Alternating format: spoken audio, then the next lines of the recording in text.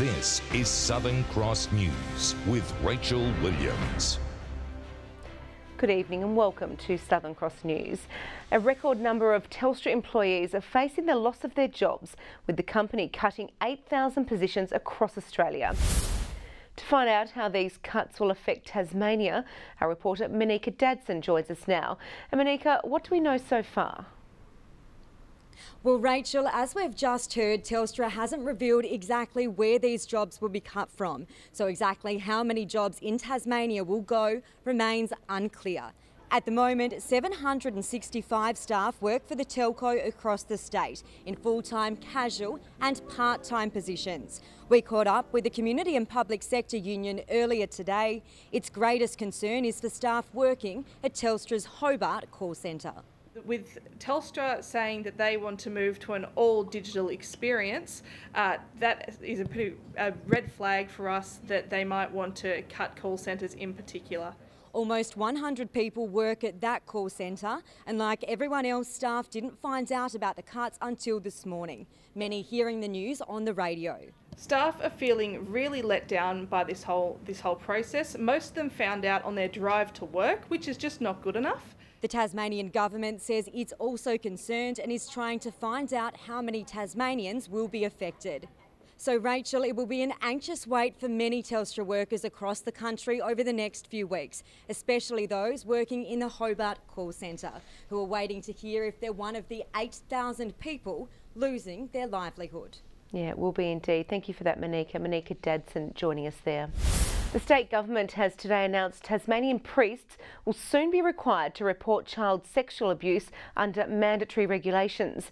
The decision follows recommendations from the Royal Commission, but the Catholic Church claims the move will make vulnerable children less safe.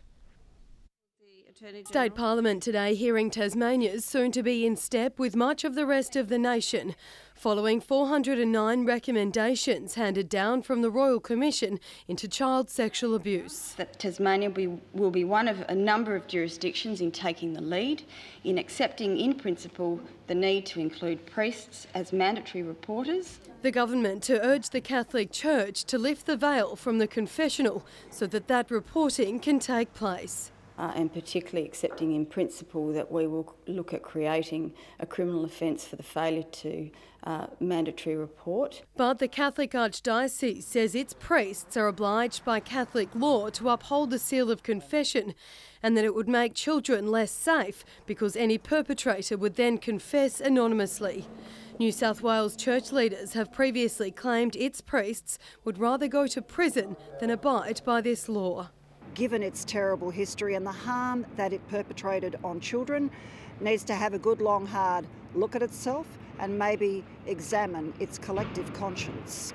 The government says it recognises implications legislation could have on centuries-old canon law, but that it's there to protect the vulnerable. To ensure that not only the survivors of child sexual abuse receive the care and attention that they deserve, but also we prevent this abuse from happening. Sexual support services say it's a positive step forward for those impacted by abuse. Child safety shouldn't be in question for anybody. It should be a top priority for everybody in our community. The Tasmanian Catholic Church declined to comment on camera today, but did issue a statement saying it's committed to the protection of children. But by taking away confessional privilege, it loses the opportunity to direct victims to support services and offenders to authorities. There are so many mandatory reporters as it is, and the church should be no different. The National Redress Scheme comes into effect around the country on the 1st of July. Louise Hedger, Southern Cross News. The Tasmanian Greens has today released its fully costed alternative state budget.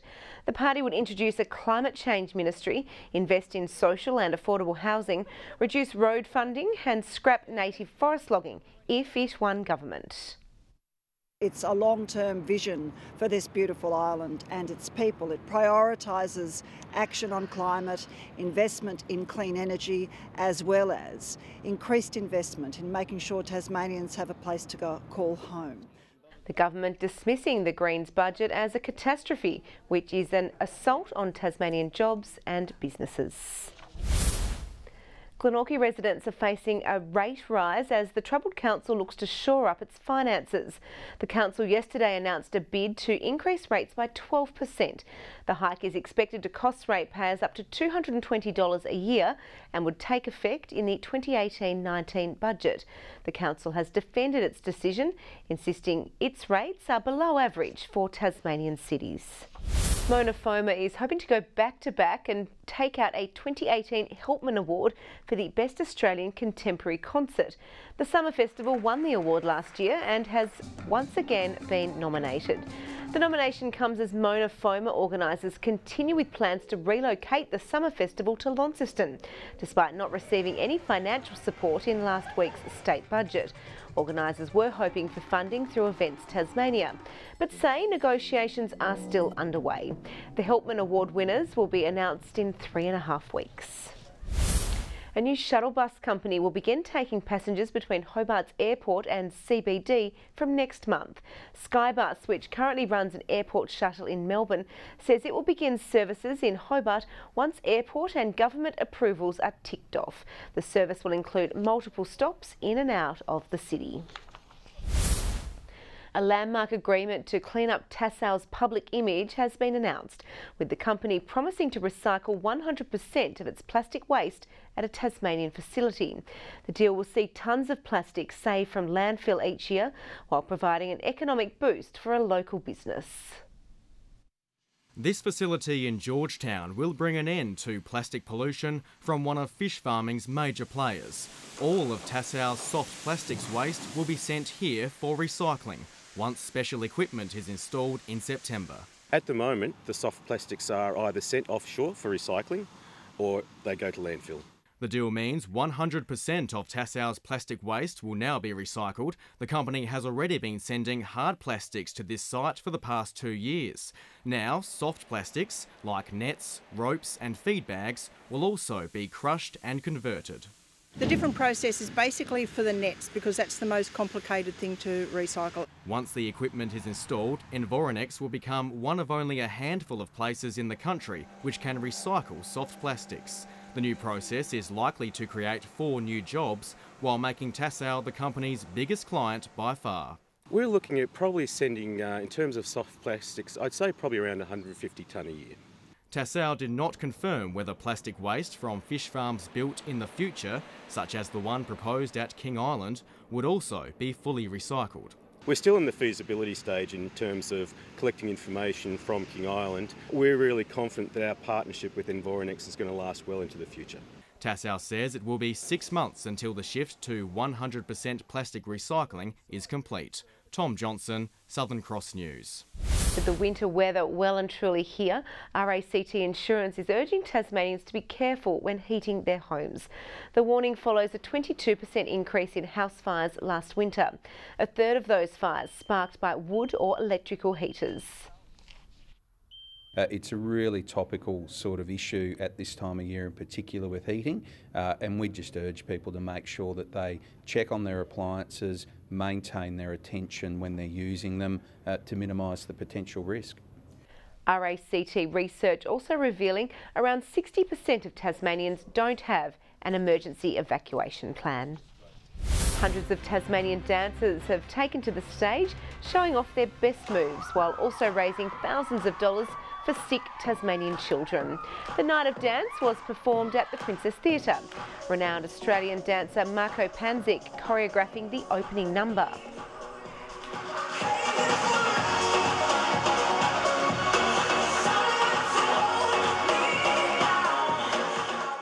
Organisers say the event raised approximately $15,500 for Give Me 5 for Kids. The Give Me 5 for Kids telethon is on next Tuesday. From innovative houses to bold public buildings, some of the state's best Tasmanian architecture is now on show. The 2018 awards program seeing a record number of entries, ready for the public to cast their vote. Displaying the work of some of Tasmania's most creative architects, entered in the 2018 Tasmanian Architecture Awards. These are the Tasmanian entries, and this year we have 43 individual entries into the awards, which is really exciting, and that's the most that we've ever had, so it's certainly a record for us. There's a really lovely range of work here, as usual. This is our largest number of entries ever. A range that includes new well-known buildings, such as the Port Arthur Visitors Centre, the University of Tasmania's City Apartments and the Mach 1 building, showcasing the state and its designers. I think Tasmanian architects are incredible. The quality of the work that they are doing is extraordinary, and it is extraordinary on the world stage. But also what's significant is that tourism operators and also the local authorities have used architects in how to manage the increased tourist numbers and how to get good returns for their investments. With prizes covering 10 categories, it's the People's Choice Award that gives the public a chance to vote for their favourite project. We're wanting to ask the public their opinion. That runs alongside the awards program. We have a People's Choice website, so it gives the public the opportunity to really learn more about a project, which we think is really important. The winners will be announced on July 7th. Ruby Kamain, Southern Cross News. The Maritime Museum of Tasmania has opened its doors to Dark Mofo with Island Shrine, a video and sound installation exploring a Tasmanian Aboriginal woman called Taranora. Mixing traditional materials with technology, it brings her story to life. And this work, we wanted to investigate how to decolonise her story and to kind of put voice of different Tasmanian Aboriginal people into her own story. The installation will run until Sunday.